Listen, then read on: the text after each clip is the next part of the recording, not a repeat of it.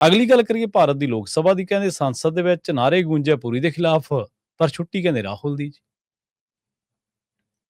ਪ੍ਰਵੀਨ ਜੀ, ਇੱਕ ਨਾ ਮਤਲਬ ਕਿ ਮਤਾ ਲਿਆ ਰਹੇ ਸੀਗੇ ਇਹ ਰਾਹੁਲ ਗਾਂਧੀ ਦੇ ਖਿਲਾਫ ਜੀ। ਉਹਦੇ ਵਿੱਚ ਹੁੰਦਾ ਹੈ ਕਿ ਵੀ ਇਹਦੇ ਖਿਲਾਫ ਕਾਰਵਾਈ ਕੀਤੀ ਜਾਵੇ ਜੀ, ਵਿਸ਼ੇਸ਼ ਅਧਿਕਾਰਾਂ ਦਾ ਉਲੰਘਣ ਕੀਤਾ ਇਹਨੇ, ਜਿਹੜੇ ਇਹਦੇ ਅਧਿਕਾਰ ਬਣਦੇ ਨਹੀਂ ਸੀ ਉੱਥੇ ਤੱਕ ਚਲਾ ਗਿਆ।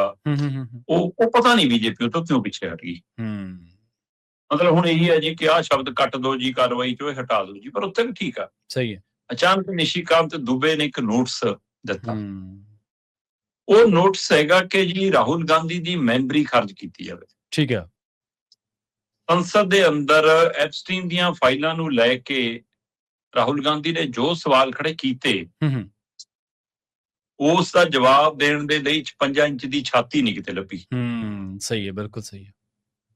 ਜਿਹੜੇ ਆਪਣੇ ਆਪ ਨੂੰ ਸਭ ਤੋਂ ਤਾਕਤਵਰ ਭਾਸ਼ਣ ਦੇਣ ਦੀ ਕਲਾ ਦੇ ਮਾਹਰ ਸਮਝਦੇ ਨੇ, ਹੈ ਨਾ, ਉਹ ਤੇ ਉਹਦੀ ਟੀਮ ਜਿਹਨੂੰ ਪੱਪੂ ਕਹਿ ਕੇ ਸੰਬੋਧਨ ਕਰਦੀ ਸੀ, ਅੱਜ ਉਹ ਪੱਪੂ ਦੇ ਜਵਾਬ ਵੀ ਨਹੀਂ ਉਹਨਾਂ ਤੋਂ ਦੇ। ਸਹੀ ਹੈ, ਬਿਲਕੁਲ। ਦੇਸ਼ ਦੇ ਆਮ ਲੋਕਾਂ ਦੇ ਸਵਾਲਾਂ ਦੇ ਜਵਾਬ ਕੀ ਦੇ ਹੋਣਗੇ?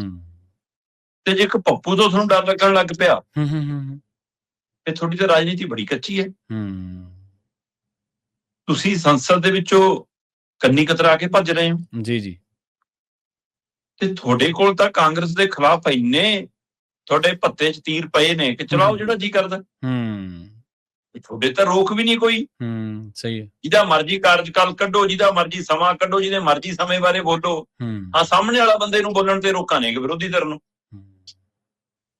ਹੁਣ ਜਦੋਂ ਘਿਰੇ ਹੋਏ ਮਹਿਸੂਸ ਕਰਦੇ ਹੋ, ਫਿਰ ਤੁਸੀਂ ਕਹਿੰਦੇ ਹੋ, ਦੇਖੋ ਐਪਸਟੀਨ ਦੀਆਂ ਫਾਈਲਾਂ ਦੇ ਮਾਮਲੇ 'ਚ ਜਿਹੜੇ ਮੁਲਕਾਂ ਦੇ ਵਿੱਚ ਇਹ ਮਾਮਲੇ ਆਏ, ਉੱਥੋਂ ਦੇ ਮੰਤਰੀ ਸੰਤਰੀ ਅਸਤੀਫਾ ਦੇ ਗਏ। ਜੀ ਜੀ, ਸਹੀ ਹੈ, ਬਿਲਕੁਲ।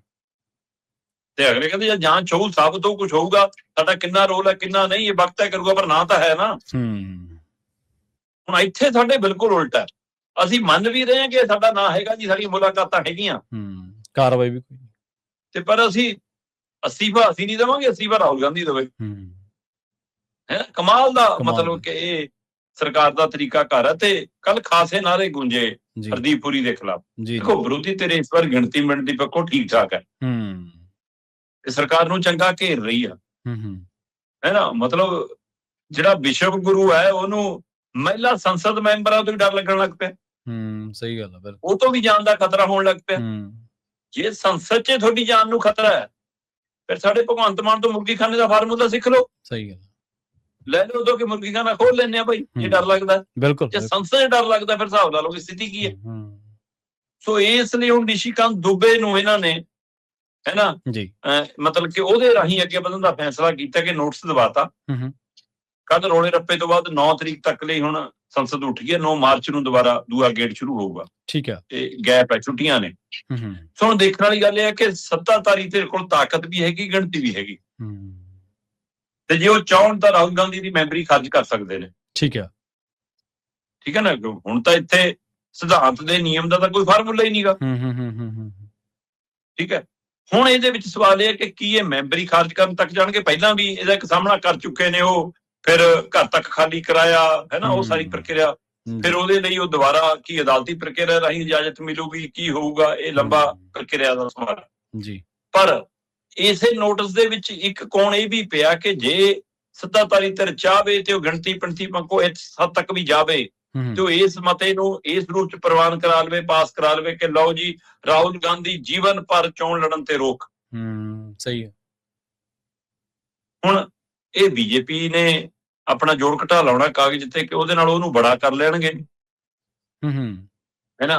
ਕੱਲ ਨੂੰ ਅਦਾਲਤੀ ਹੁਕਮਾਂ ਤਹਿਤ ਉਹਨੂੰ ਕੋਈ ਮਨਜ਼ੂਰੀ ਮਿਲ ਜੂ, ਨਹੀਂ ਮਿਲੂ ਤਾਂ ਉਹ ਪਿੱਛੇ ਰਹਿ ਕੇ ਪਾਰਟੀ ਨੂੰ ਨਾ ਕਿਤੇ ਉਹਦੀ ਜਾਨ ਪੈ ਜਾਵੇ, ਜਿਹੜੀ ਮਰੀ ਪਈ ਆ ਪਾਰਟੀ। ਸਹੀ ਹੈ, ਬਿਲਕੁਲ। ਜਿਹੜੇ ਲੀਡਰ ਆਪਣੀ ਚਮੜੀ ਬਚਾਉਣ ਦੇ ਲਈ ਬੋਲਦੇ ਹੀ ਨਹੀਂ ਗਏ, ਖੜਦੇ ਹੀ ਨਹੀਂ ਗਏ, ਮੁੱਦਿਆਂ ਤੇ ਆਉਂਦੇ ਹੀ ਨਹੀਂ ਗਏ, ਹੈ ਨਾ, ਤੇ ਉਹ ਕਿਤੇ ਉਹ 'ਚ ਨਾ ਜਾਨ ਪੈ ਜਾਵੇ ਮਰੀ ਹੋਈ 'ਚ।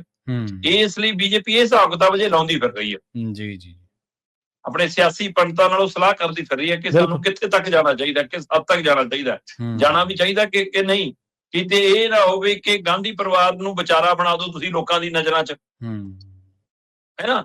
ਤੇ ਇਸ ਲਈ ਬੀਜੇਪੀ ਨੇ ਸੋਚ ਕੇ ਫੈਸਲਾ ਕਰਨਾ, ਪਰ ਡਰੀ ਹੋਈ ਜ਼ਰੂਰ ਹੈ ਸਰਕਾਰ। ਜੀ ਬਿਲਕੁਲ। ਸੋ ਇਹ ਚੁਣੌਤੀ ਹੈਗੀ ਹੈ।